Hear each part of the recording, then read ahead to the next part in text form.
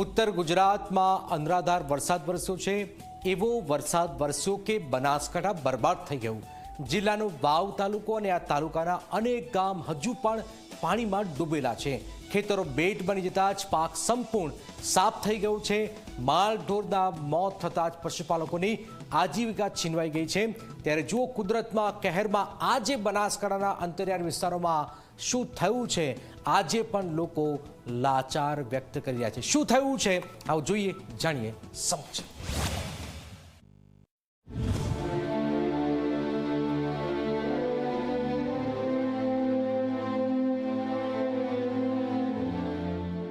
तकलीफ में कोई काटो नहीं, अमारे कोई संभाल लेती नहीं। हम जामो चो आवे एक बे बे भैंसो मळी छे, बाकीनी भैंसो नहीं मळी। कोईने वाछेडाने कोई मळ्युं नहीं। कोई फक्त जीव बचाव्यो, बाकी कशुं एमनी जोड़े छे ज नहीं यार।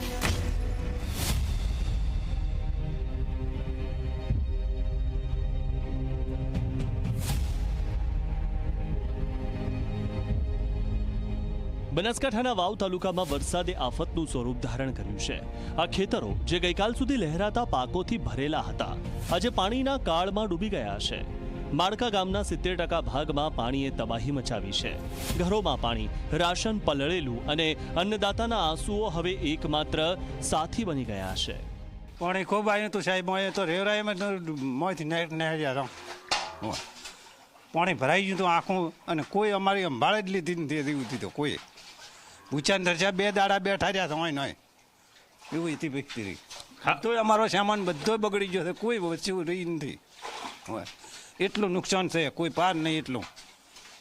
अने मारा ढोरन बोरन चेटला आम तो नेट पाणीमांथी काढ्या अने घरमां तो कांई रेवराय में नहीं। एटलुं पाणी भराई गयुं छे, 5 फूट पाणी भराई गयुं तो मंदर।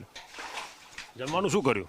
जमवानुं कोई नहीं, 2 दाड़ा तो कशुं खाधुं ज नथी। शुं कोई पछी पाड़ा पड़ेला बीजा कोई घरे मोकल्यो, अहींया खाधुं ने 2 दाड़ा तो भूचा बैठा रह्या। हाँ शुं कामું રાતું કશું રે એમ થઈ। મગફળી, બાજરી, જુવાર, એરંડા, મગ, અડદ, ચોળા, ખેડૂતોની મહેનતનો એક એક કણ પાણીમાં તણાઈ ગયો। મોંઘા બિયારણ, ખાતર અને દવાઓથી ઉગાડેલા પાક આજે કોહવાઈ ગયા છે।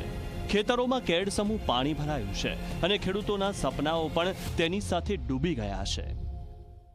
બનાસકાંઠા મુખ્યત્વે પશુપાલન અને ખેતી ઉપર આધારિત જિલ્લો છે, પરંતુ છેલ્લા 3 દિવસમાં વરસેલા અનરાધાર વરસાદે ખેડૂતોના મુખમાં આવેલો કોળિયો છીનવી લીધો છે। જી હા, જે વરસાદ વરસ્યો તેના કારણે ખેડૂતોનો ઊભો પાક બળીને નાશ થઈ ગયો છે।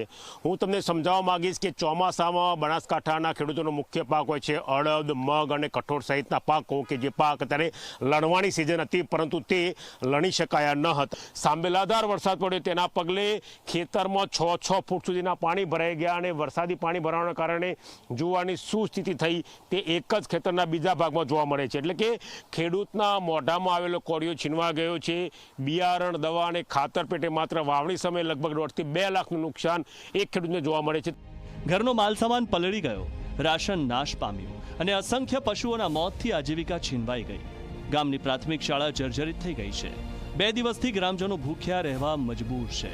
પ્રશ્ન એ નથી કે શું ખાવું, પ્રશ્ન એ છે કે હવે જીવવું કેવી રીતે। કે 5 દિવસથી અમારી ઉપર કુદરતી આફત, આ વરસાદ આફતરૂપ બનીને કાળ બનીને આવ્યો છે। અને જો કોઈ તંત્ર કે કોઈ મીડિયા પ્રથમ આ ગામની અંદર આવ્યું તો જી ન્યૂઝ આવ્યું છે, તો પ્રથમ તો હું જી ન્યૂઝ પરિવારનો ખૂબ ખૂબ આભાર માનું છું કે આપ આવી અને અમારી વેદના તમે સરકાર સુધી પહોંચાડશો, પબ્લિક સુધી પહોંચાડશો મીડિયાના માધ્યમથી। એટલે પ્રથમ તો આપનો ખૂબ ખૂબ આભાર।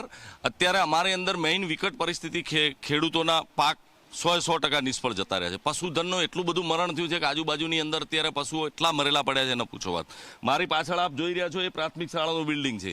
બિલ્ડિંગ અત્યારે જર્જરિત હાલતમાં છે, પડી જવાની પૂરી તૈયારીમાં। 90% જમીનમાં ધોવાણ થઈ ગયું છે।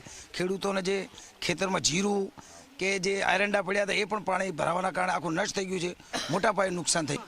રાશન જે અમારું ઘરનું રાશન પડ્યું હતું ને, જે ઘરનું રાશન પડ્યું હતું એ વસ્તુ મારા ઘરની હું પરિસ્થિતિ કહું તો 4 મારા ઘરમાં પાણી હતું, પણ અત્યારે બધું ટોટલ નષ્ટ જ છે। ખેડૂતોને પાક નિષ્ફળ આવેલો પાક કોળિયો જતો રહ્યો છે। મગફળી છે, કપાસ છે, ઝાડ છે, એરંડા છે, અત્યારે ખેતરમાં સંપૂર્ણ રીતે જમીન ધોવાણ થઈ ગયું છે। પાક બળી ગયો છે। ઘરવખરી ખેડૂતોને પલળી ગયો છે। ત્યાં ઘૂંટણ સુધી પણ કેડે સમાન પાણી ભરાઈ ગયા છે ને લગભગ માળકાના 600-700 ઘર અવર જવર કરી શકે એમ નથી, એટલું પાણી છે અને ખૂબ માલ પશુ પંખીને ખૂબ નુકસાન થયું છે. આ ખેડૂતો જેમણે દિવસ રાત મહેનત કરીને પોતાના ખેતરોને સિંચ્યા, આજે સરકાર પાસે માત્ર એક જ માંગ રાખે છે કે તેમને સહાય મળે. વરસાદે વિરામ લીધો છે, પરંતુ તેની તબાહીએ ગામને ખંડેરમાં ફેરવી દીધું છે. બનાસકાંઠાના ગામની વ્યથા આજે દરેકના હૃદયને ઝંઝોળી રહી છે. પ્રશ્ન એ છે કે આ અન્નદાતાને ન્યાય મળશે કે કેમ? ગૌરવ પટેલ, ઝી મીડિયા, બનાસકાંઠા.